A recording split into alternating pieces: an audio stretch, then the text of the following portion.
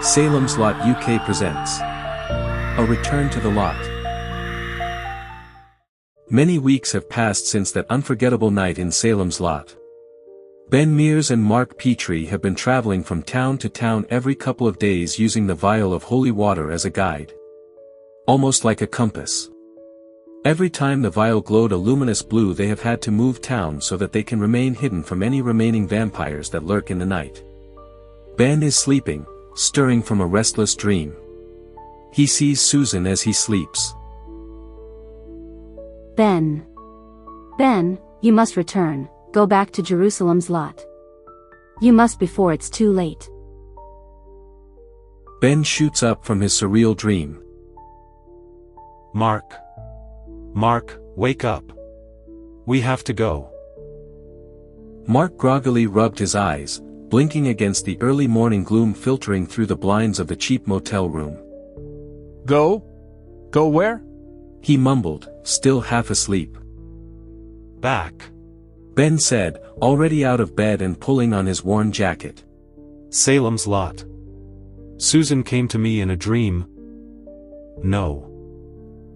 It was more than that. She spoke to me. Warned me. Something's happening there. Something bad. Mark sat up, the urgency in Ben's voice snapping him fully awake. But we burned it. The town was done. There's nothing left. Ben turned to him, the vial in his hand. It pulsed softly, a faint but unmistakable blue. It's not done. I thought we ended it, but this glow, it's different. It's not warning us to run this time. It's pointing us back. Mark stared at the vial, its eerie light reflected in Ben's eyes. For the first time in weeks, it wasn't glowing when they tried to leave. It was glowing now, as they considered returning. Almost like it was urging them home. Then we don't have a choice. Mark said grimly, climbing out of bed. If something's still there, we finish it. For good. Pack what you can carry. We leave within the hour. Outside, the wind howled through the parking lot, carrying a distant echo that neither of them could quite place. It sounded like laughter. They drove through most of the day, the dust-covered Jeep, rumbling over cracked highways and empty backroads. The landscape changed around them, from towns that looked half alive to stretches of nothingness, fields rotting in the sun. By dusk, the sky had turned to bruised purple, and the trees grew thicker, denser. They were close. Salem's Lot didn't welcome them back. The town lay under a stillness that was wrong, like it was holding its breath. Buildings stood like empty husks, blackened and sagging. Ash clung to the ground like a second skin. The church steeple, once a proud sentinel over the town, was now just a jagged tooth against the sky. Ben parked near the ruins of the Marston house.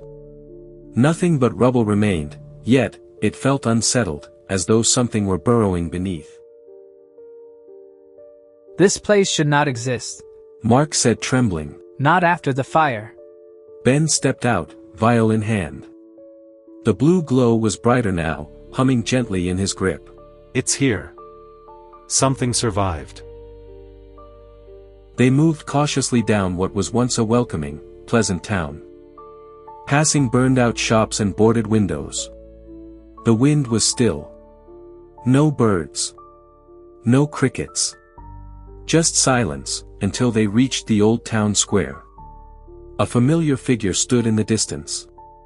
At first, it looked like a scarecrow, tall, unmoving, wrapped in what might have once been a coat, the brim of a hat casting a shadow where a face should be. But as they drew closer, Mark stopped dead in his tracks. Ben, is that? No, it can't be. Straker. We killed him, right? We need to get to the root of what is still feeding on Salem's Lot. Welcome home, Mr. Mears, he said in a voice like dry leaves skittering across pavement. Ben pulled Mark behind him. You can't be here. I killed you. Ha. The soil remembers. The blood remembers. You burned the house, yes. But not the roots. Straker raising a long-fingered hand and pointed behind them. They turned, and froze. From the shadows of alleys and half-collapsed buildings, figures began to emerge. Not running. Not lunging. Just watching. Dozens of them. Hollow-eyed. Familiar. Too familiar. Mark's voice caught in his throat. Ben, that's Danny Glick. And it was. Or something that wore what was left of Danny. Skin stretched tight. Eyes gleaming like glass marbles. A slow, knowing smile. Then another face joined the crowd. Marjorie Glick. Ben stumbled backward, the vial nearly slipping from his fingers. Its glow had become a steady pulse now, faster, brighter. Urgent. This town is ours now. Actually, it always has been, but you just didn't know. The fire was only a pruning. You cut the tree, but the seed remained. And you've brought the water, said Straker with a stern grin. Ben's stomach dropped. The vial. It wasn't just a guide. It was a key. A fuel. And whatever lay beneath Salem's lot, it was waking up. He turned to Mark. We need to find the church. You think we can still stop this? Ben looked at the vial. At the sea of eyes closing in, catching a glimpse of another figure. Mike Ryerson, watching him with a stare that almost looked motionless. I don't know, he said. But I think that's why Susan visited. Or it's just my guilty conscience. Straker's voice echoed through the square like a church bell tolling doom. There is no use in continuing to fight against your fate, Mr. Mears. This town has chosen. And all will be revealed soon enough. The crowd of undead began to close in, not running, but gliding forward with grim inevitability, like the tide creeping in to drown the shore. Their footsteps were nearly silent. The only sound was the thrum of the vial and the rising drumbeat of Ben's heart. Mark raised the old cross he carried, worn, scorched, but still intact. Get back! He shouted, his voice cracking. For a moment, the crowd recoiled. A few hissed. Some faded into shadows. But Straker remained unmoved. Symbols only hold power if you believe in them. How is your faith, Mr. Petrie? I hope it's better than Father Callahan's was in your kitchen. Mark's hand trembled. Ben grabbed his arm, forcing the cross higher. Believe harder. Then, a sound. A bell. Low. Rusted.